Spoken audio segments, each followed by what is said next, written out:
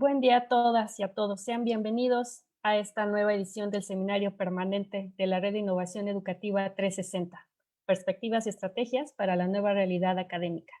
El día de hoy hablaremos de educación superior, brecha digital y pandemia, temáticas que sin duda se han encontrado presentes en nuestra vida académica y profesional durante los últimos meses y que hoy platicaremos con nuestros invitados especiales.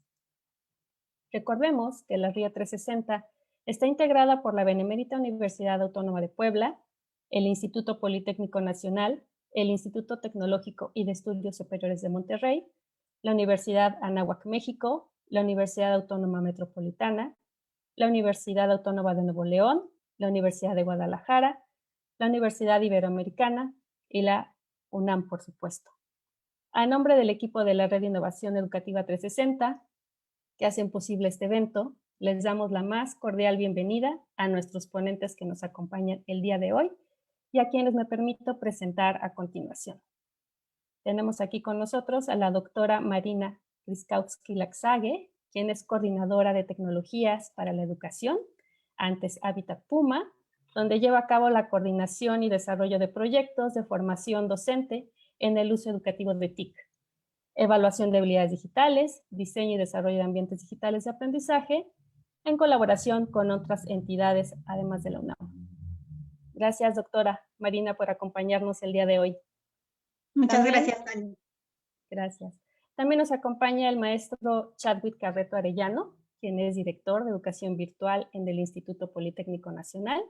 Es investigador colegiado en la sección de estudios de posgrado, investigación de la SCOM del IPN, perito en telecomunicaciones por parte del Colegio de Ingenieros en Comunicaciones y Electrónica, CICE, y académico titular de la Academia de Ingeniería México, AI, así como vicepresidente de la MICE.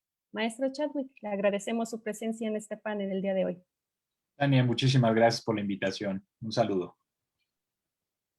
También nos acompaña el doctor Rubén Edel Navarro, investigador de tiempo completo de la Universidad Veracruzana, coordinador del Laboratorio para la Innovación y Desarrollo Regional Líder Lab y decano del doctorado interinstitucional en Sistemas y Ambientes Educativos y del Cuerpo Académico Entornos Innovadores de Aprendizaje. Doctor Rubén, un gusto que haya aceptado esta invitación. No, al contrario, es mío.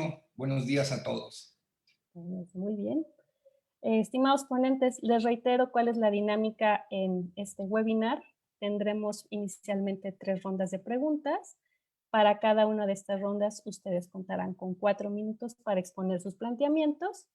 En una cuarta ronda, estaremos compartiendo preguntas que nos hacen los asistentes el día de hoy a través de los diferentes canales en redes sociales. Y finalmente tendremos pues un espacio para compartir nuestras reflexiones finales a manera de cierre. Entonces, bueno, para entrar en materia, si les parece, comencemos con nuestra primera pregunta. Un poquito de contexto, ¿no? Se reconoce que ante el cierre de las instituciones educativas en todo el mundo, pues las tecnologías han sido fundamentales para la continuidad académica. Sin embargo, con el uso de estas, pues también se plantean algunos retos relacionados al planteamiento de una equidad educativa y el surgimiento de algunas brechas digitales. Ante estos escenarios, me gustaría, primeramente, doctora Marina, que nos compartiera cuáles son los principales factores de la brecha digital que han afectado a la educación de nivel superior durante esta etapa de pandemia. Doctora, si nos apoya, por favor. Gracias. Sí, gracias, Tania. Bueno, yo creo que hay 2 aspectos fundamentales. Uno tiene que ver con el acceso a la tecnología, que aunque podamos pensar que está muy difundido el acceso tanto a Internet como a dispositivos de cómputo, en realidad sí tenemos una importante brecha de acceso. Yo voy a hablar de parte de la UNAM, pero creo que es algo que afecta a muchas instituciones de educación superior en mayor o menor medida. Y tenemos brecha de acceso a la conectividad, y voy a incluir ahí un matiz, que es a la calidad de la conectividad también, y a los dispositivos. Si bien tenemos una gran masificación del uso de celulares y con conexión a Internet, en el tema de tratar de continuar estudiando y continuar realizando actividades académicas, estos dispositivos no siempre no siempre son la mejor opción para muchas de las actividades académicas en la educación superior. Del lado de los profesores también tenemos una brecha de acceso, que no necesariamente es tan grande como la de los estudiantes, pero que también se manifiesta. Y la otra gran brecha tiene que ver con las habilidades digitales de unos y otros. Podría pensarse que son los profesores los que tienen menos habilidades digitales y podríamos decir que sí, pero también los estudiantes tienen algunas dificultades respecto del uso de las herramientas de cómputo, sobre todo para el aprendizaje. En eso tenemos un estudio de ya hace muchos años en la universidad que nos muestra que los estudiantes que ingresan a la licenciatura tienen buenas habilidades para el uso instrumental de dispositivos, pero no necesariamente para el estudio. Y bueno, la tercera brecha, que no sé si es realmente digital, pero que tiene que ver y es con respecto a las habilidades en el uso didáctico de la tecnología por parte de los profesores. Es decir, una cosa es ser usuario de la tecnología y otra muy distinta es entender cómo proponerse actividades de aprendizaje para los alumnos usando estas herramientas y sobre todo para todos los que somos profesores presenciales, pues tratar de entender qué cosas cambian en el ámbito a distancia, más bien no presencial, nadie estaba preparado para hacer una educación a distancia. Entonces creo que son los tres elementos principales que tuvimos que enfrentar y que tratar de solucionar. Gracias, doctora. Entonces, bueno, aquí ya se está reconociendo tres principales brechas, una de acceso, una de habilidades digitales y una más de habilidades en el uso didáctico. Maestro Chadwick, si nos podría, por favor, compartir también usted cuáles considera que también son estos factores que han afectado en el Instituto Politécnico Nacional y en general en el nivel superior. Adelante, maestro. Sí, muchísimas gracias, Tania. Y yo coincido completamente con la doctora Marina en que esos tres factores han sido muy, muy complicados. La parte de conectividad es un aspecto que pues es complicado y a la vez es muy necesario, porque sin la conectividad obviamente no podemos establecer estrategias de trabajo a distancia, ¿no? Entonces la conectividad y la limitada conectividad resultan complicadas, resulta complicado también el aspecto de los dispositivos, porque si bien en el Instituto Politécnico Nacional nos enfocamos a que las plataformas y todo lo que se trabajara a distancia estuvieran en dispositivos de bajas prestaciones o que no se requiriera más que un dispositivo de medianas prestaciones para poder ingresar. De todas maneras, bien lo dicen, no es lo óptimo para poder tomar una clase o para poder subir materiales o para poder desarrollar un proyecto, etcétera, ¿no?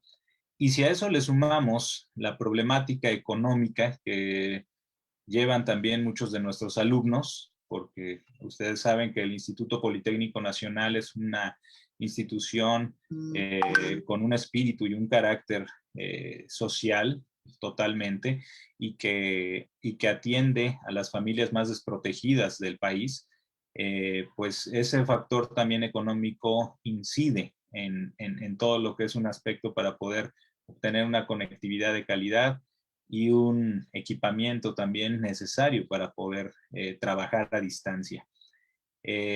Entonces, la parte económica es otro de los factores de brecha digital que yo veo. Y también la parte, esto afecta tanto a alumnos como a docentes, ¿eh? Eso también hay que tenerlo muy, muy en claro, porque toda nuestra comunidad se ve afectada por esto, se ve afectada también por la cuestión de las habilidades digitales. Estoy muy de acuerdo que la cuestión también de formación es uno de los factores que más impactan en brecha digital para poder trabajar. O sea, la falta de conocimiento provoca exclusión, a fin de cuentas, ¿no? En los aspectos digitales. Y es uno de los puntos donde hemos trabajado más en el Instituto Politécnico Nacional, en abrir el abanico para que tengan las herramientas tecnológicas para trabajar, pero también en enseñarles y trabajar en la formación constante y continua para que puedan utilizar estas herramientas y para que puedan trabajar. Si a eso le sumamos que se tiene que, con esto, sumar habilidades digitales, pues es otro factor. Y así vamos sumando muchos, ¿no? Y yo cerraría con que también uno de los factores de brecha digital que pueden y han afectado es también la parte actitudinal. Los docentes también y el personal ha sido hasta cierto punto renuente al inicio para adoptar tecnologías, ¿no? Sobre todo las personas un poquito mayores tienen esas restricciones, pero créanme que también la pandemia no nos dio mucho espacio para dónde movernos, ¿no? Tuvimos que aprender o aprender, tuvimos que adaptarnos o adaptarnos y tuvimos que avanzar como, con, sin y a pesar de todo lo que teníamos de restricciones y cuestiones actitudinales, ¿no? También. ¿Sería cuánto, Tania? Gracias. Gracias, maestro Chadwick. Seguimos coincidiendo entonces en esta parte de las habilidades digitales, que no solo es una cuestión que afecta a docentes, sino también a los mismos alumnos. Le acaba de sumar usted esta parte económica que de igual afecta tanto a docentes como alumnos en el Instituto Politécnico Nacional, y cómo cobra relevancia la formación también docente, ¿no? Doctor Rubén, si nos pudiera compartir su opinión respecto a estos y otros factores que usted identifique que estén creando estas brechas digitales en el nivel superior en esta etapa. Adelante, doctor. Por supuesto, Tania, muchísimas gracias.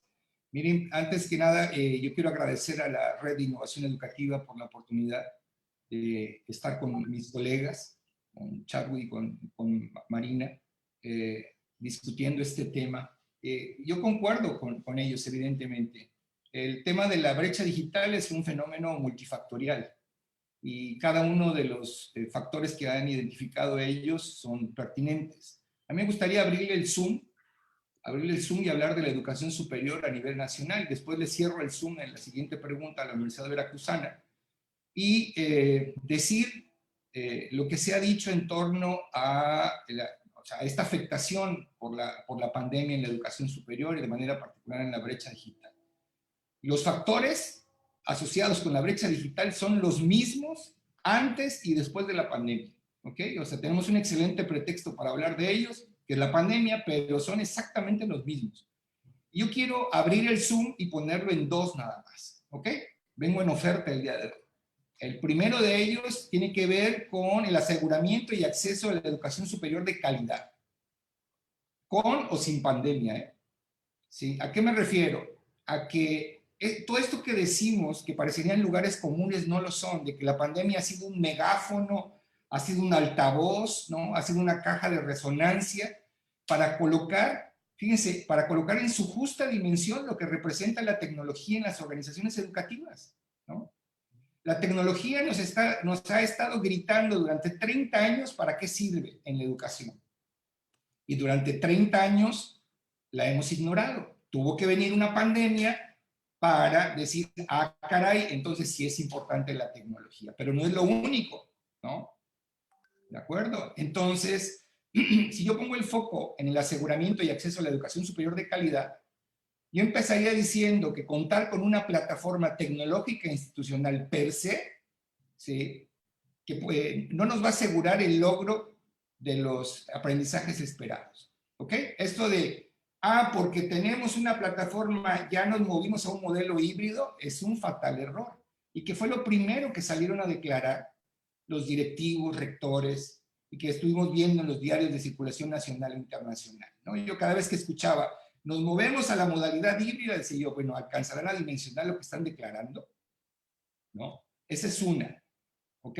O sea, serían algo a pensar, güey, tengo una bicicleta y puedo llegar sin problemas a la Patagonia, ¿no? O sea, tenemos una plataforma, bueno, ¿y qué rayos es lo que hay en las plataformas? ¿Cuáles son los indicadores de calidad de lo que hay en las plataformas? Y para concluir mi primera intervención, cierto, parecería que todo el lugar común es la conectividad, Pero eso está en el razonamiento lógico de quien toma una decisión. Estamos pensando en la educación online, ¿ok? De quien toma una decisión, pero no estamos pensando en la educación offline. Hello, estoy en conferencia. ¿Qué pasa? Tienes abierto tu micro chat. Entonces, sin una visión y capacidad de gestión de quien toma decisiones institucionales, y me refiero a organismos, a instancias asociadas con la educación superior nacional, para afrontar con certeza y liderazgo esta crisis educativa de la magnitud que seguimos experimentando por la contingencia sanitaria, ¿no? O sea, ¿cómo afrontarla? Entonces aquí el problema tiene que ver con el segundo componente, y hasta aquí lo voy a dejar, que tiene que ver con estrategias nacionales en materia de educación superior. ¿Ok? ¿Cuál es nuestra estrategia nacional para afrontar la crisis educativa? Y sí existen, ¿eh? Lo que pasa es que no se ponen en operación. Se llama Agenda Educativa Nacional, Agenda Digital Educativa, aprobada por el Senado en enero del 2020. ¿Ok? Entonces, por ahí están los temas de discusión desde mi punto de vista.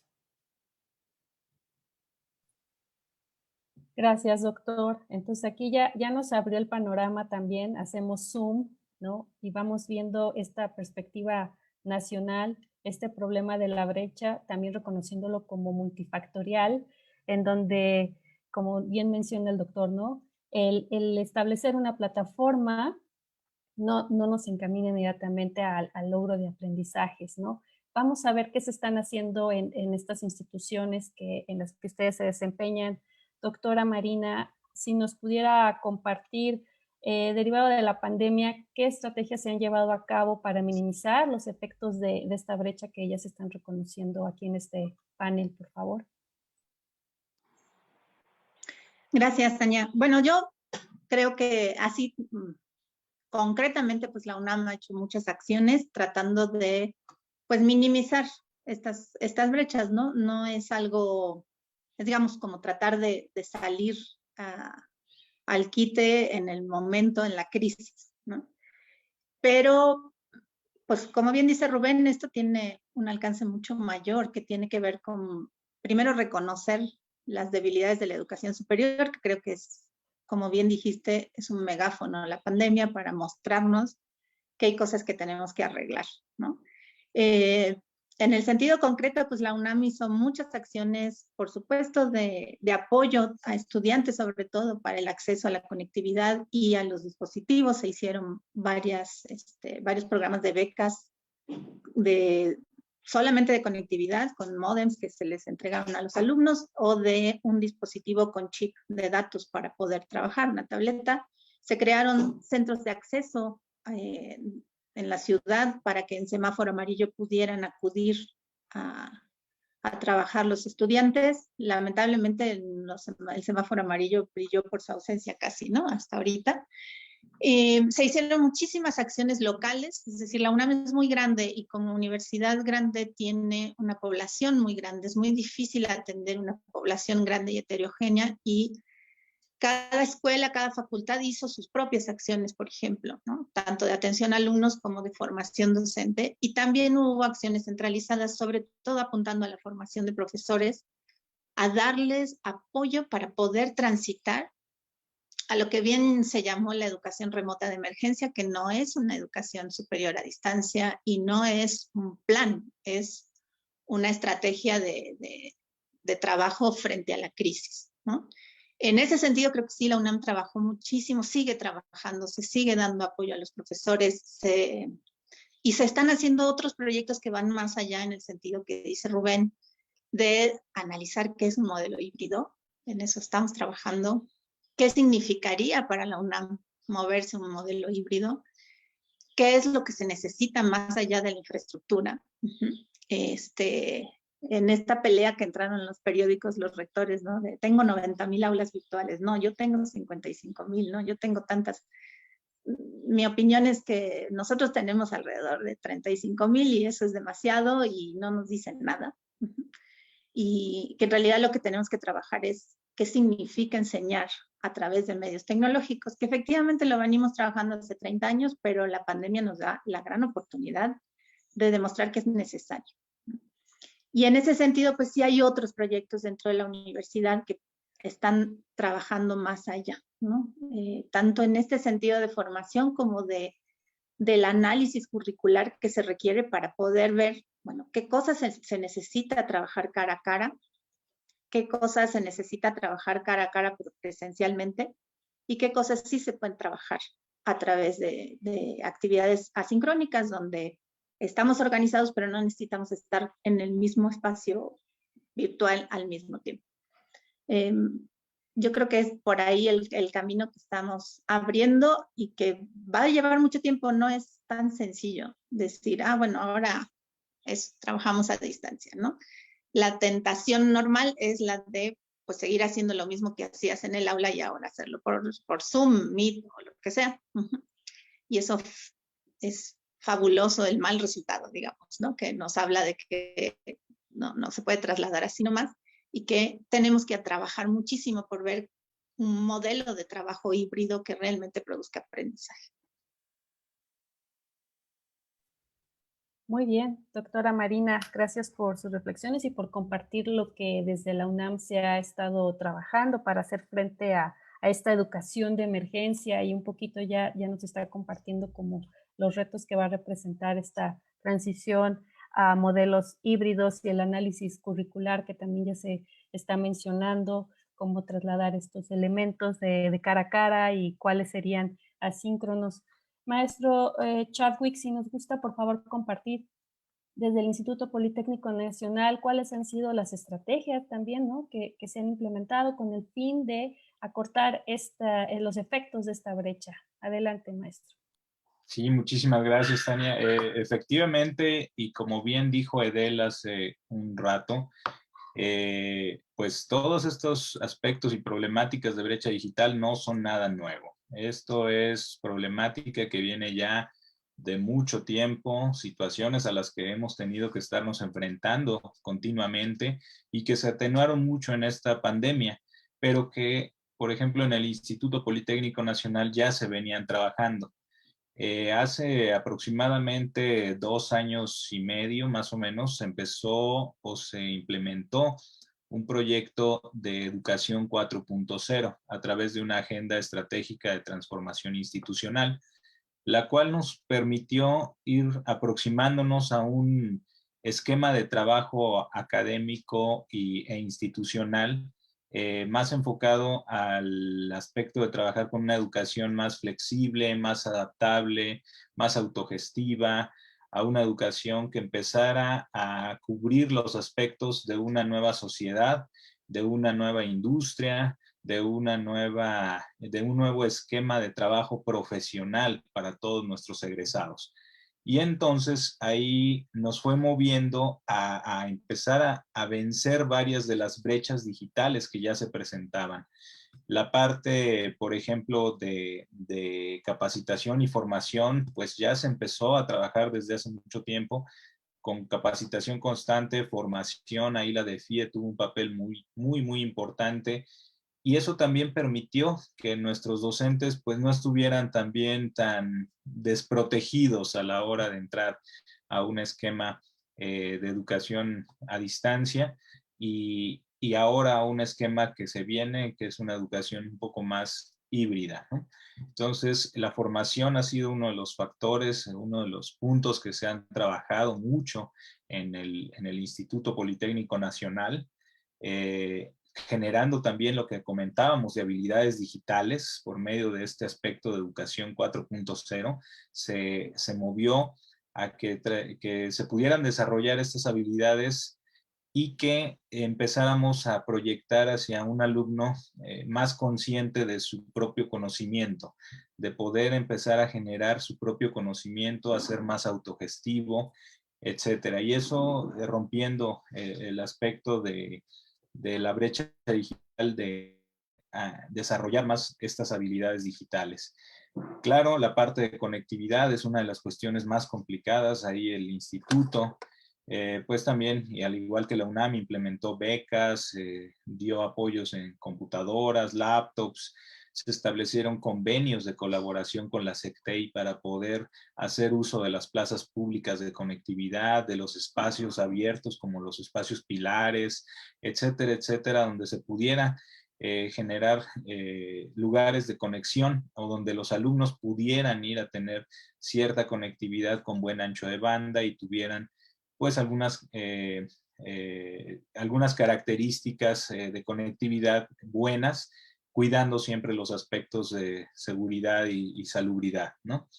También la sensibilización fue uno de los aspectos que más nos llevó tiempo, porque sensibilizar en un programa de continuidad académica para que los alumnos y los docentes pudieran seguir sus actividades académicas como si estuvieran en el instituto, aunque no estaban en el instituto, fue un tema complejo. Ahí los alumnos fueron los que, les soy sincero, fueron el motor de cambio y el motor que nos fue llevando a que los docentes se fueran adaptando a los aspectos digitales. Los docentes a veces eran muy renuentes, vuelvo a repetir, a trabajar con las tecnologías, aunque se les capacitara. Pero los alumnos no, y los alumnos eran los que exigían, queremos clase, a dónde subimos nuestras evidencias, oiga, profe, ¿cómo vamos a trabajar? Oiga, ¿cómo va a estar la retroalimentación? ¿Dónde está la clase del día de hoy para repasar? Etcétera, etcétera, ¿no? Y si a eso también le sumamos la parte de los aspectos pues de innovación que se trataron de implementar en este tiempo, pues ya nos va llevando a otros de los temas de cómo tratamos de afectar, de minimizar la brecha digital, ¿no?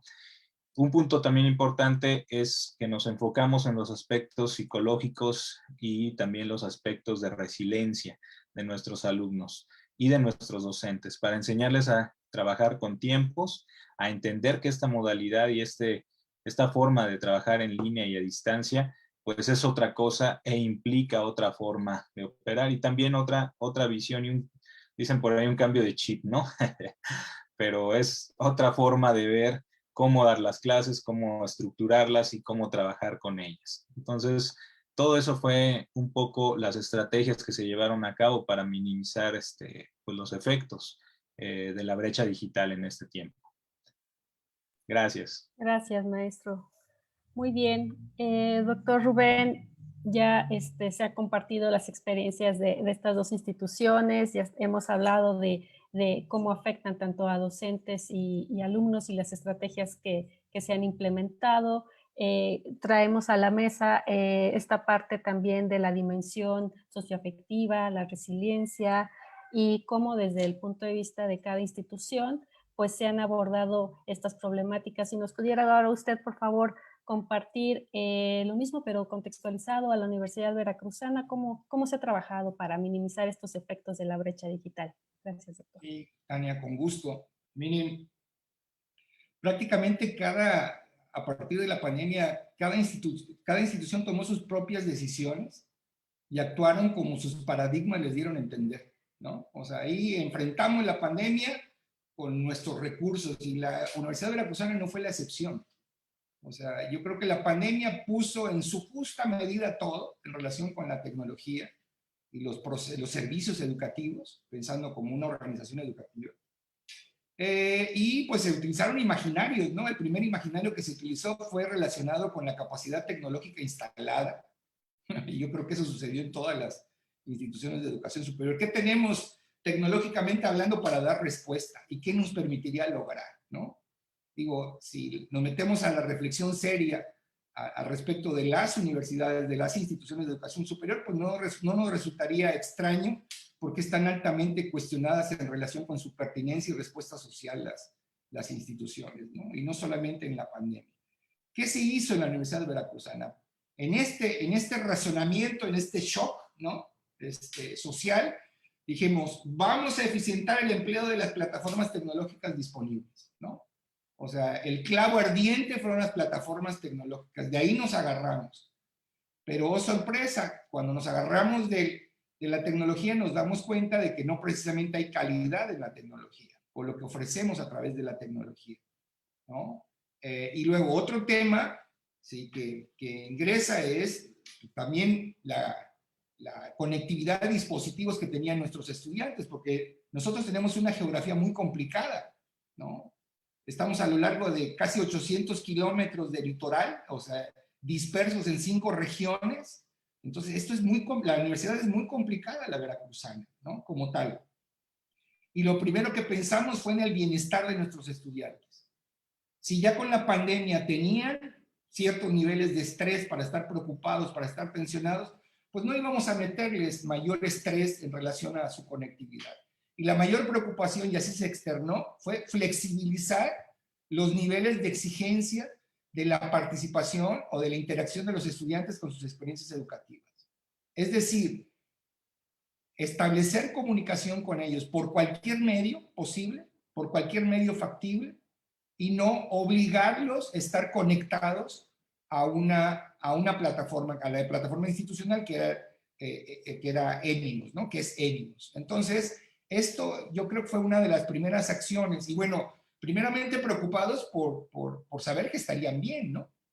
O sea, por saber de su salud, por saber de su bienestar. Y aproximarnos poco a poco a establecer comunicación con ellos a través de los medios que nos permitiera la conectividad misma. Porque viven en zonas, ¿sí? Varios de nuestros estudiantes, o muchos de nuestros estudiantes, perdón, viven en zonas en donde la conectividad pues es nula, ¿no? Entonces, ahí tuvimos que emplear buenas dosis de flexibilidad. Y lo primero, o sea, también lo que se agolpó en la cabeza fue capacitación express a los profesores, ¿no? O sea, capacitación de horno de microondas en competencias digitales docentes, lamentablemente. Y descubrimos otra cosa, bueno, se descubrió otra cosa institucionalmente. Varios de nosotros, creo que todos los que estamos aquí lo sabíamos, desde hace más de 20 años, que la brecha digital no solamente afecta a los profesores, también afecta a los estudiantes. Si es que hablamos en materia de capacitación y competencias digitales, pues esto la competencia digital es democrática, ¿no? No es propio de los profesores, ¿ok? Y luego, ya en forma particular, en el laboratorio donde me desarrollo, ¿sí? Dijimos, ahorita lo que necesitamos para ayer, en la pandemia, para ayer era el rediseño educativo. O sea, el rediseño de las experiencias educativas, moverlas hacia una modalidad híbrida. Y para pasado mañana, plantearnos el rediseño curricular, ¿no? Las instituciones estaban trastocadas desde antes de la pandemia, ¿no? O sea, ¿qué es lo que estamos haciendo? O sea, ¿cuál es nuestra visión? ¿Cuál es nuestra misión? ¿Estamos dando respuesta social? Y cuando nos permitieron hacer algo en el laboratorio en la región Veracruz, ¿sí? Estuvo relacionado con algo que tenía que ver con esto del rediseño educativo. Y establecimos un programa de mediación tecnológica para el aprendizaje a través de 5 componentes. El primero, la contextualización hacia los ambientes híbridos de aprendizaje. El segundo, planeación didáctica. Y aquí esto es con o sin tecnología, ¿eh? La planeación didáctica, podemos pensar en el diseño instruccional online, sí estoy completamente de acuerdo, pero la planeación didáctica es básica con o sin tecnología. La tercera, la evaluación en los entornos virtuales de aprendizaje. Diversificar las formas de evaluación. La cuarta, evidentemente, las competencias digitales de los docentes. Y la quinta, la administración de los sistemas de información institucionales. Es decir, cómo le sacamos el mejor partido a las plataformas que tenemos, a los repositorios que tenemos, a la biblioteca digital, por citar algunos, ¿no? Este programa es reciente, digo, también dependemos de la autorización institucional para poder actuar, ¿no? O sea, no sé, es muy paradójico este asunto, ¿no? Tienes la solución, pero no la puedes implementar porque no tienes la autorización para hacerlo. Es muy complicado hablar de esto, ¿sí? Gracias, doctor. Usted tuvo la oportunidad de ahorita compartirnos e integrar otros elementos para análisis, ¿no? La capacitación que fue express para los docentes, ¿no? Tipo horno de microondas, como bien menciona usted, el uso de la plataforma, de las plataformas, vamos, no era suficiente, también implica ciertas adaptaciones a los procesos educativos e incorpora otros elementos como la planeación didáctica, la evaluación, no solo lo que es la competencia digital. Y bueno, si me lo permiten, estimados ponentes, hagamos un pequeño ejercicio de prospectiva, ya que se reconoce, ya lo han empezado ustedes a mencionar, el inminente regreso a las aulas bajo algún esquema alternante o híbrido. Y bueno, pues al respecto, nos gustaría conocer ustedes qué consideran, qué papel juega la apropiación pedagógica, ¿no? de estas tecnologías de comunicación e información en estos nuevos esquemas que se vienen, y cuáles serían, pues igual, los desafíos y las oportunidades. Doctora Marina, si por favor nos comparte. Gracias, Tania. Bueno, yo coincido con mis colegas, y específicamente con el último punto que mencionó Rubén. No se puede hablar de un uso tecnológico si no hay una apropiación pedagógica de la tecnología, porque sin esta parte, pues podemos tener buenos usuarios de tecnología, pero no necesariamente van a trasladar ese ser usuario de tecnología a la situación de enseñar, ¿no? En ese sentido, creo que, digamos, viendo el vaso medio lleno, creo que la pandemia sí puso de manifiesto que necesitamos entender que la tecnología es un medio, una herramienta, pero que tiene que ser usada con una intención didáctica, y para eso nuestros profesores necesitan formación. Entonces, bueno, en tu primera pregunta, yo creo que esta apropiación pedagógica es fundamental. La venimos trabajando, igual que mencionó Rubén, hace muchos años en la UNAM también, solo que ahora quedó de manifiesto que es necesaria, y que creo que lo que también queda de manifiesto y que no tiene nada que ver con la pandemia ni con la tecnología, es que esta concepción de la enseñanza como transmisión de información, o sea, de yo me paro y explico el tema frente al grupo, ya se muestra, lo venimos diciendo hace muchísimos años, pero ahora se muestra como inoperante. Y esa es una gran oportunidad de futuro, de trabajar sobre qué concebimos como enseñanza, ¿no? Cómo aprenden los estudiantes, no porque estemos en el siglo XXI y no porque haya tecnología, sino qué significa aprender de base, y después de eso trabajar por entender cómo a través de estos ambientes mediados por tecnología tenemos que proponer actividades para el aprendizaje. Los desafíos son muchísimos, o sea, con lo que acabo de decir nada más, tenemos para discutir mucho tiempo, y necesitamos transformar la educación superior. Yo creo que la reflexión didáctica en la educación superior no es reciente, o sea, no es muy extendida, es bastante reciente, por lo menos sí tiene mucha discusión desde hace mucho, pero en círculos pequeños, pero a nivel de política de educación superior, el tema didáctico no es un tema y debería pasar a serlo. Y bueno, transformar eso va a llevar mucho tiempo, pero junto con eso tenemos el desafío de transformar también nuestros diseños curriculares, nuestras ideas un poco inflexibles acerca de cómo debe ser la educación superior. Y bueno, en ese sentido, nada más por mencionar un trabajo que se está haciendo en la UNAM, que yo creo que es interesante, y es que estamos haciendo un experimento con nuestra Escuela Nacional Preparatoria de construcción de ambientes digitales de aprendizaje en una plataforma que les permita ponerse de acuerdo a los profesores, porque lo que va dentro de la plataforma lo deciden de manera colegiada nuestros docentes, en un proceso que lleva mucha discusión, mucho análisis de los programas y muchos desacuerdos y la construcción de acuerdos, para tener en claro cómo tendría que ser esta educación mediada por tecnología a través de una plataforma que después cada quien va a usar como mejor quiera, o sea, no es una obligación, pero es construir un consenso de cómo debería ser. Y eso significa repensar el currículum, repensar el rol del docente, y repensar cómo vincularse con los estudiantes y decidir esto que mencioné en la intervención anterior, qué cosas sí necesitan de la interacción sincrónica y qué cosas se pueden trabajar de manera sincrónica. En este trabajo el año pasado, empezando la pandemia, nos pusimos a trabajar y sacamos 110 asignaturas del plan de estudios, que es un montón, no es completo, pero sí es casi. Y en este momento se está haciendo un proceso de evaluación colegiado para sacar la segunda versión y el año que viene la tercera, y así, para que se entienda que transitar una modalidad híbrida es un proceso pero en el que tienen que estar involucrados los profesores, ¿no?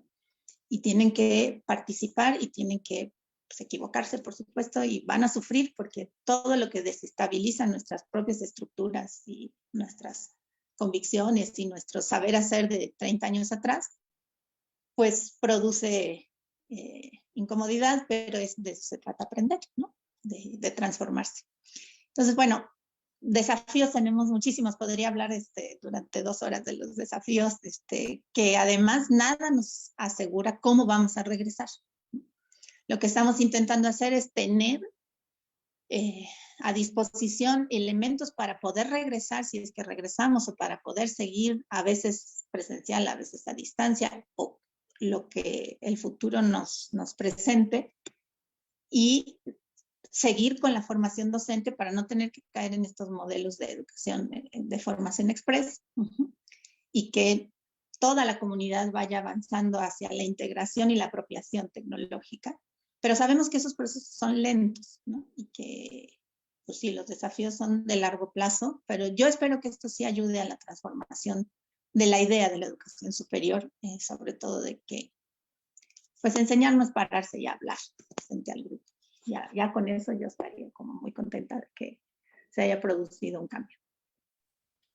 Muy bien, gracias, doctora. Entonces, reconocemos este trabajo que tendrá que ser a largo plazo, no es una respuesta siempre express, y lo fundamental que será el trabajo colegiado con los docentes para repensar la manera en que estamos enseñando y cómo los alumnos están aprendiendo. Maestro Chadwick, desde su opinión, igual, ¿qué papel juega esta apropiación pedagógica y las TIC en nuestros nuevos esquemas que se vienen prontamente, ¿no? a insertar en nuestra realidad académica, y cuáles serían sus desafíos y oportunidades? Sí, gracias, Tania. Yo creo que la apropiación pedagógica de las tecnologías, pues fue en este momento muy súbita, ¿no? Nos tocó hacerlo de manera involuntaria a veces, ¿no? Pero ni modo, tuvimos que trabajar con eso y créeme que aprendimos mucho. Yo creo que no solamente el Instituto Politécnico Nacional, sino todas las instituciones aprendimos mucho. Encontramos muchas oportunidades también de mejorar y entendimos varias cosas, que como oportunidades tenemos que las tecnologías de información, las tecnologías educativas, probaron ser una herramienta y una forma de trabajo muy útil, ¿sí? Los docentes renuentes, la comunidad politécnica que estaba renuente a veces a utilizar tecnologías, encontró la utilidad y encontró también una forma de trabajo que se sorprendieron, que entendieron que también ayudaba. Y sobre todo, uno de los desafíos más fuertes que va a haber ahora no es tanto el utilizar la tecnología educativa, es soportarla, porque vamos a seguir trabajando a distancia y vamos a seguir trabajando con más requerimientos. O sea, aunque regresemos a una modalidad presencial, todavía los docentes van a seguir utilizando sus aulas virtuales, van a seguir utilizando los repositorios de conocimiento, van a seguir utilizando las bibliotecas digitales, van a seguir utilizando muchas más herramientas y ahora entendieron cómo usarlas. Eso fue una de las cuestiones que nos van a llevar, o que son oportunidades, pero que nos van a llevar a grandes desafíos, ¿no? Decía Rubén hace rato, hay que entender que las plataformas no son no son lo único, ¿no? No son la solución, ¿sí? Pero son las herramientas, y también esas herramientas las necesitamos trabajar, adaptar y adoptar a nuestras necesidades, pero sobre todo soportar, ¿sí? Eso aprendimos, por ejemplo, en el Politécnico, a que deberíamos centralizar y trabajar con ecosistemas de servicios académicos donde todos los docentes pudieran encontrar lo que necesitaran para trabajar, pero dándoles la libertad de cátedra y la libertad también de que ellos pudieran tomar lo mejor para cada una de sus planes y programas de estudio y para cada una de sus clases. De tal manera que nunca se les forzó a tomar nada más una plataforma o a trabajar de una forma, ¿sí? Eso yo creo que nos ayudó mucho, pero también nos planteó un desafío, que es ahora los docentes nos dicen, ¿y qué más hay? ¿Y qué más hay? ¿Y qué más hay? Y esos que estaban renuentes, ahora nos dicen, yo ya no quiero regresar a clase presencial, ¿eh? Y los de mayores de 60 dicen, yo no voy a regresar porque aunque esté vacunado, tengo mis problemáticas para poder regresar, ¿no? Entonces, todo eso nos va generando una serie de oportunidades, una serie de desafíos, pero también nos va dando pauta de que lo que aprendimos va por un buen camino, ¿no? Y nos va llevando hacia algo que es la evolución de la educación y hacia la evolución de la forma de trabajo académico dentro del instituto. Muchas gracias, Tania.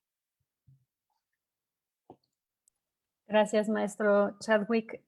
Sin duda, ¿no? Las tecnologías, pues bueno, ya quedaron aquí inmersas en estos ámbitos. Las seguiremos tolerando, soportando, como el término que usted utiliza, y la importancia de reconocer estos desafíos, como incluso la propia ahora resistencia y reacciones que provocará el regreso de los diferentes agentes.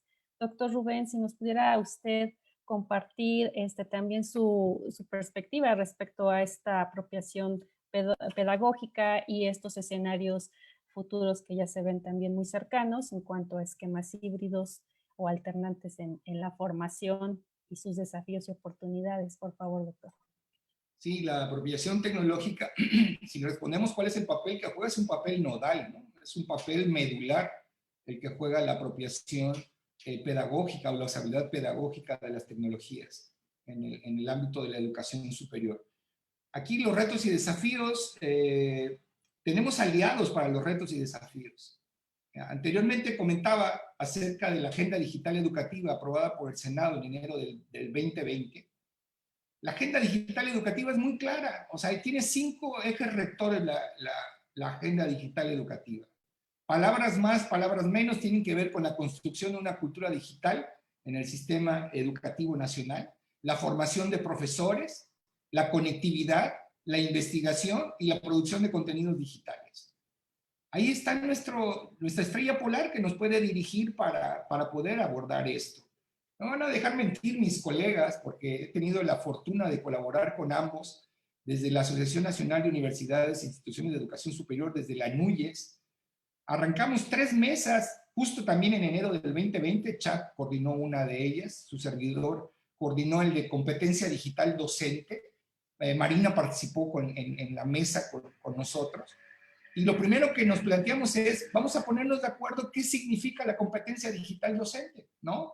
Porque para hablar de apropiación tecnológica o apropiación pedagógica de las tecnologías, pues necesitamos saber qué entendemos por competencia digital docente. Afortunadamente esto ya lo logramos. Y cuando decimos lo logramos, fueron más de 90 instituciones discutiendo al respecto de qué entendíamos eso. Y lo más interesante es que llegamos a un acuerdo de esto, ¿no? Entendemos la competencia digital docente como los dominios cognitivo, procedimental y actitudinal para el empleo seguro, crítico y creativo de las TICAD, tal como lo menciona la Agenda Digital Educativa. Las tecnologías de información, comunicación, conocimiento y aprendizaje digitales, ¿ok? Y que también la propia Ley General de Educación Superior aprobada relativamente reciente hace referencia a las TICAD, al empleo de las TICAD en la educación. Los retos, pues yo digo que está en una fórmula del 3x3, ¿no? O sea, referí 3 dimensiones, ¿no?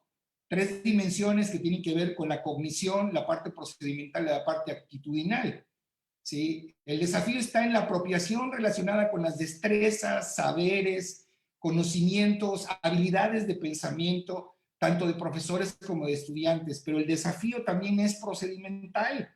Toda la apropiación acerca del empleo, uso, usabilidad, utilización, aplicación, implementación de la tecnología.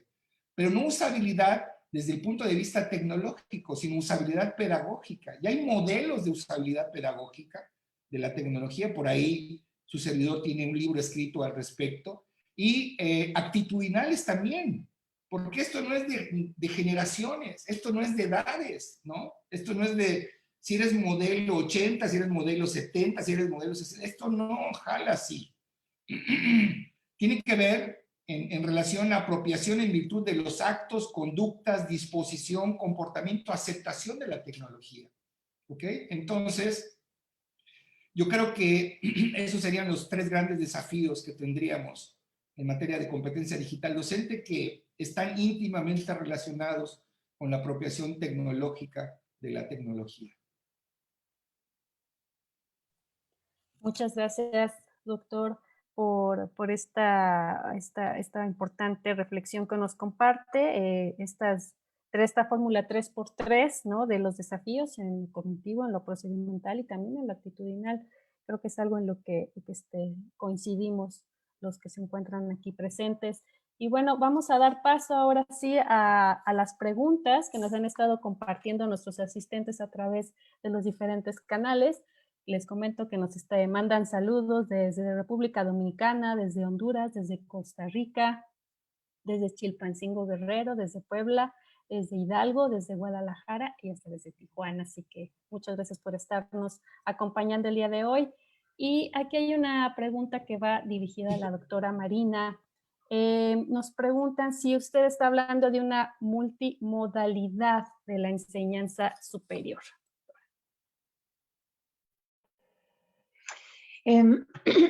Bueno, no exactamente, porque por lo menos en el ámbito de la educación y en la investigación educativa se ha dado mucho este término de multimodal, haciendo referencia a los distintos canales por los cuales nos comunicamos.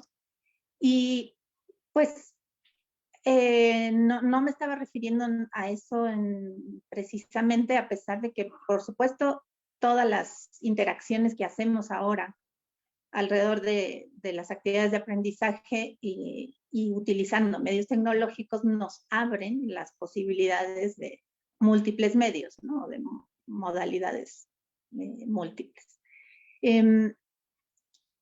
Pero sí creo que en el otro término de modalidades educativas, donde hablamos de presenciales, a distancia, en línea y híbridas, sí, yo creo que tenemos que caminar hacia una flexibilidad de modalidades. Esto es una reforma muy profunda dentro de la educación superior, sobre todo, porque permitiría o debería permitir pasar de una modalidad a otra, ¿no? Por lo menos en la UNAM nuestros estudiantes o están en una modalidad presencial o están en el SUAYED, que es nuestro sistema de Universidad Abierta de Educación a Distancia, y no se mezclan, ¿no? Y yo creo que en ese sentido sí tenemos que pensar la multimodalidad en el sentido de poder transitar de no sé, cursar una materia completamente en línea, estar en otra de manera presencial y en otras donde haya una combinación y que no haya una especie de cajón del cual el estudiante no puede salir, ¿no?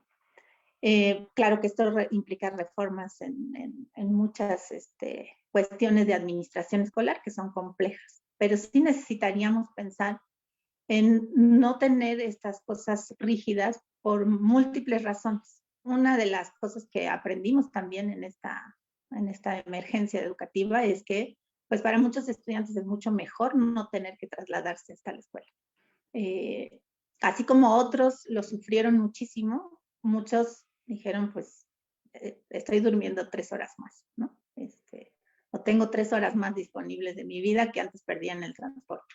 Entonces, esta flexibilidad tiene que entrar, por supuesto, y nos tiene que permitir entender que si analizamos bien curricularmente qué se puede hacer a distancia, qué se puede hacer, qué se necesita hacer cara a cara, pues podemos ser flexibles e integrar modalidades diferentes sin que eso signifique cambiar, ¿no? Por lo menos en la UNAM.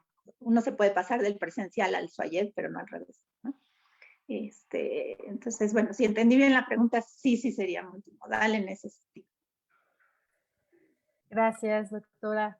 Maestro Chávez, una pregunta que le dirigen aquí nuestros asistentes. A nivel institucional, ¿qué tan preparados estamos en el instituto para la modalidad híbrida? Las experiencias obtenidas en la pandemia nos darán elementos para generar un modelo de educación en línea exprofeso para el Politécnico. Sí, gracias. Yo diría que si estamos preparados, sí estamos preparados. La cuestión es que necesitamos todavía prepararnos más, ¿no? O sea, eso es un hecho. Estamos y hemos o estuvimos trabajando ya desde hace 3 años y mucho tiempo antes con la capacitación para nuestros docentes en tecnologías. Tuvimos los aspectos los diplomados del nuevo modelo educativo que también se enfocaban hacia la parte tecnológica y a integrar los aspectos de TICS a la parte educativa. Tuvimos pues capacitaciones muy fuertes y seguimos teniendo capacitaciones fuertes por parte de la DEFIE en todos los aspectos de tecnología. Tuvimos una fuerte capacitación en educación 4.0 que iba enfocada a todos estos aspectos y todo esto nos ayudó un poco a estar no preparados, pero estar conscientes del uso de las tecnologías, ¿sí? Y pasando, bueno, no digo que ya pasó la pandemia, pero ya pasando el año anterior, ya teniendo 2 semestres que llevamos y el tercer semestre que va a distancia, digamos, y con todo lo que se ha trabajado, creo que estamos avanzando. Que necesitamos aprender más, eso es un hecho y vamos a seguir aprendiendo y vamos a seguir adaptándonos, porque bien lo decía la doctora Marina hace un momento, no sabemos a ciencia cierta cómo venga el regreso y la actividad que llamamos híbrida, ¿no? Es una actividad presencial con trabajo a distancia. Entonces, toda esa actividad que ya se va a poder dar presencial en el instituto, pues vamos a dar prioridad a la parte práctica, ¿no? A los laboratorios, vamos a dar prioridad a todo lo que pues se tiene que hacer de una manera más física, ¿no? Pero muchos de los aspectos que se puedan dar a distancia se van a seguir trabajando así. Y creo yo que en ese aspecto sí estamos ya preparados para trabajar, pero necesitamos nada más organizar bien el cómo vamos a hacer nuestras planeaciones para definir los aspectos síncronos, asíncronos, para saber qué es lo que vamos a dar presencial, con cuántos alumnos y qué vamos a dar a distancia y con quiénes, en qué tiempos, etcétera. Todo eso, lo importante aquí en el instituto va a partir de hacer una planeación didáctica muy bien hecha, que las academias trabajen con sus planeaciones y con sus cuerpos académicos para que todos estén en el enterado de cómo vamos a regresar y qué manera. Pero de que estamos preparados, créanme que yo tengo la total confianza de que sí lo estamos. Gracias, maestro. Doctor Rubén, también le dirigen preguntas. Digo, solo escogimos como las más, las que más se repitieron, pero obviamente quedan muchas en el camino. Pero bueno, una que nos preguntan aquí es ustedes, ¿cómo se puede evaluar o calificar si realmente los alumnos están adquiriendo los aprendizajes esperados durante estos contextos de pandemia? Pues ese es uno de los retos que señalamos, ¿no? Evidentemente y no solamente en contextos de pandemia, simplemente evaluar los aprendizajes esperados en una situación normal, entre comillas, siempre ha sido un desafío para la educación. Y después poner el componente de virtualidad, pues también es otro reto, de cuáles son las formas o las alternativas para poder evaluar esos aprendizajes esperados, ¿no? Aunque, no sé, yo me iría un poquito más atrás, ¿no? A cuestionarnos qué clase de persona queremos formar, ¿no? Más allá de aprendizajes específicos, que bueno, son importantes, pero no es lo único, ¿no? O sea, yo creo que eso es lo que tiene que repensar la universidad y las instituciones de educación superior actualmente. Gracias, doctor.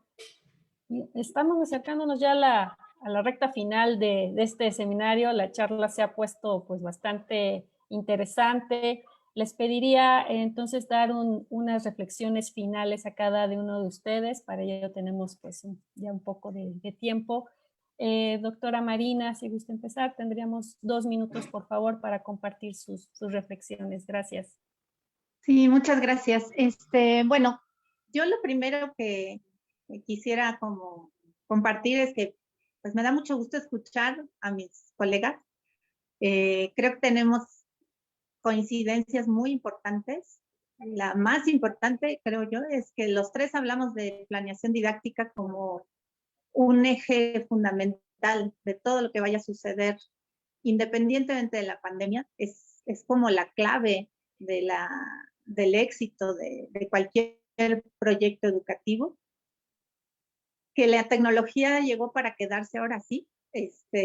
No es una cuestión de elección, y que pues ese es un lado positivo, digamos, de esta crisis, que nos va a permitir ya saltar ese paso de la renuencia o de decir yo no quiero. Sigue habiendo gente que está añorando volver a la normalidad anterior y deshacerse de las herramientas tecnológicas, pero eso no va a pasar. Entonces, bueno, creo que en eso coincidimos los tres, y creo que es bien importante rescatarlo como digamos, como un aspecto positivo.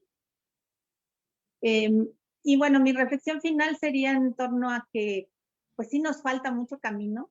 Yo sí siento que falta mucho camino, que sí tenemos una buena dirección. La mencionó Rubén en la Agenda Digital Educativa, pero también desde hace muchos años tenemos unas ideas, ¿no?, acerca de cómo debería ser la apropiación pedagógica de la tecnología. Y bueno, yo lo único que quisiera es invitar a todos los docentes universitarios a abrir la posibilidad de repensar su docencia. Creo que es un buen momento para hacerlo. Creo que si repensamos la docencia, se van a resolver también muchas de estas inquietudes acerca de la evaluación, por ejemplo. ¿Cómo sé si aprendieron mis estudiantes? Eso tiene que estar pensado desde la planeación, ¿no? La planificación didáctica es un instrumento de nuestra profesión docente, que no es muy común en la educación superior, ¿no?, porque no nos formamos como docentes para la educación superior, nos formamos como profesionistas que además damos clase, pero ese además damos clase es como muy empírico, no hay una formación, digamos, formal, ¿no? La vamos adquiriendo con la experiencia y con lo que nos da la institución, que yo creo que muchas instituciones hacemos mucho por esa formación. Pero bueno, no es tan común que se haga una planeación didáctica, y creo que eso es nodal para poder transformar la educación superior y movernos hacia escenarios más flexibles, híbridos y con mejores experiencias de aprendizaje para nuestros estudiantes. Yo sí creo que no les hemos dado buenas experiencias de aprendizaje en muchos casos, que se hicieron evidentes en la pandemia, pero que no dependen de este salto tecnológico, sino que depende de cómo estamos concibiendo esas personas que queremos formar y cuál es nuestro rol como docentes.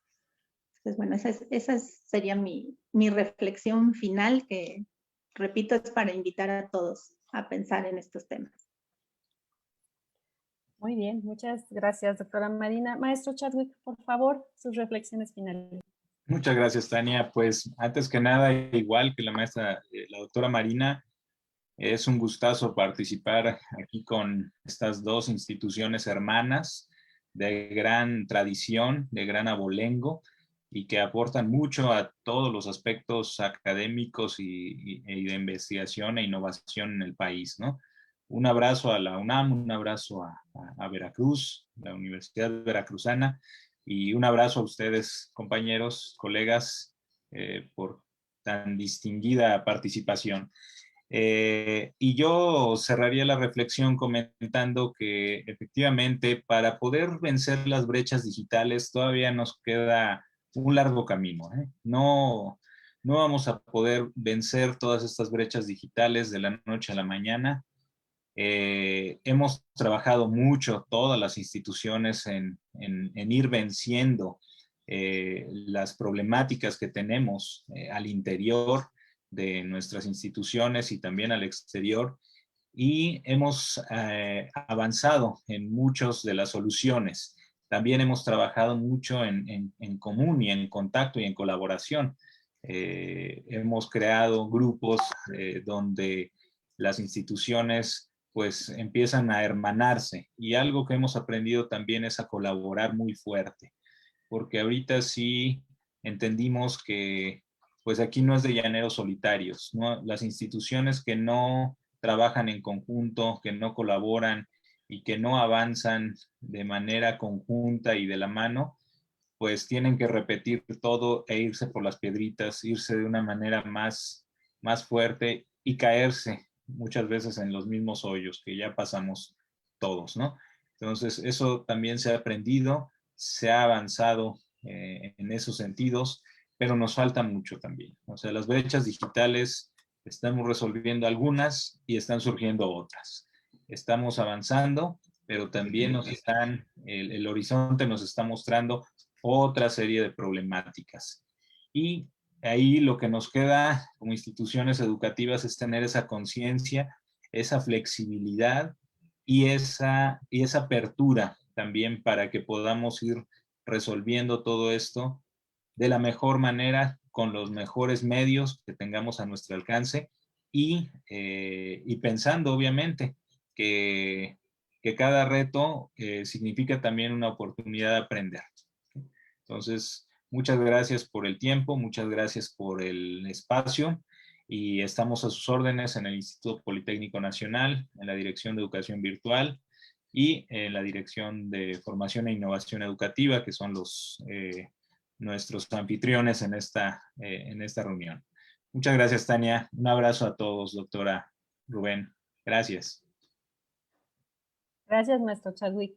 Doctor Rubén, por favor, para dar el cierre de oro con estas reflexiones finales, por favor. Sí, Tania, me uno al agrado de Chadwick. De verdad es un honor, es un placer. O sea, yo cada vez que me encuentro con cada uno de ellos los disfruto mucho, escucharles. Y bueno, qué decir de las instituciones a las cuales representan, que son, digo, lo máximo en educación superior en este país y a nivel Latinoamérica, por supuesto. Miren, yo de manera recurrente refiero acerca de lo que la tecnología le puede contribuir a la educación. Y siempre digo acerca de los indicadores de calidad educativa. Que alcancemos a tomar el pulso a la tecnología en la educación. ¿Sí? La tecnología nos puede ofrecer todo eso que está en el discurso político educativo. Nos puede ofrecer equidad, nos puede ofrecer calidad, nos puede ofrecer cobertura, nos puede ofrecer inclusión, nos puede ofrecer eficiencia terminal. Pero hay que tomarle el pulso a la tecnología. Si a la tecnología se le ignoró, ¿no? Durante muchos años, y eso se consideró una omisión, si es que retornamos a una nueva normalidad, de continuar ignorándosele, va a ser una negligencia ahora, no será una omisión. Como bien apunta Marina, dice, los sistemas híbridos llegaron para quedarse. Yo les quiero pedir un gran favor, ¿sí? El cuestionarnos acerca si debemos continuar con los modelos híbridos no es tema ya, ¿ok? La educación en línea funciona, ya no es tema tampoco, ¿no? Eso, ya no quiero escuchar otros 30 años. ¿Funcionará la educación en línea? ¿Sí? ¿Funcionará la educación a distancia? Por supuesto, sí, ya no lo cuestionen, ¿sí? Ahora, ¿qué sí cuestionamos? Más allá del aula tradicional, ¿no? ¿Sí? ¿Cómo operar sistemas o ambientes educativos desconectados, fuera de línea, ambientes educativos offline? Todo este potencial de las instituciones de educación superior, toda su innovación, toda su creatividad, toda su perspectiva, tenemos que dirigirla hacia eso. ¿Para qué? Sencillo, para afrontar la brecha digital y ponernos en acción, ¿no? Pero pensar en esos mecanismos, en esas acciones, en esas estrategias que nos permitan, fíjense bien, visualizar escenarios futuribles. O sea, no esperemos a que nos caiga otra pandemia de otra naturaleza para ponernos a pensar, entonces sí me puede ayudar la tecnología. ¿Ok? Entonces, de verdad celebro esta iniciativa de la Red de Innovación Educativa. Felicito a las instituciones participantes y evidentemente a mis colegas con los que tuve oportunidad de compartir el día de hoy. Muchísimas gracias. Gracias a nuestros 3 ponentes el día de hoy. Gracias por compartir estas reflexiones, estas experiencias y estos retos que todavía se mantienen desde estas 3 grandes instituciones de educación superior. Creo que ha sido una conversación bastante enriquecedora para los que nos siguen, los que nos están escuchando desde diferentes partes de la República y desde diferentes partes incluso del mundo.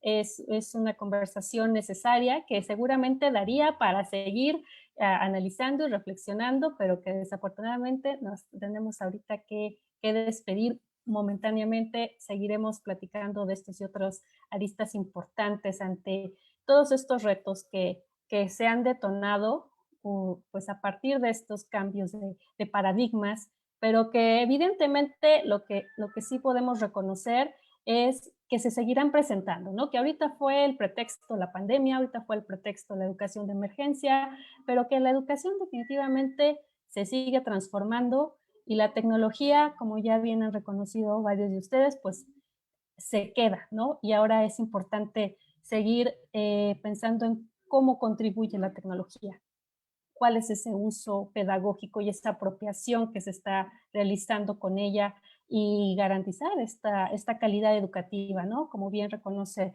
el doctor Rubén, pues la tecnología puede aportar a cuestiones de calidad, a cuestiones de cobertura, de eficiencia terminal, siempre y cuando, pues bueno, sea una apropiación que venga también desde los cuerpos colegiados y estos esfuerzos no solo institucionales, sino también de quienes llevan la batuta, que son los docentes.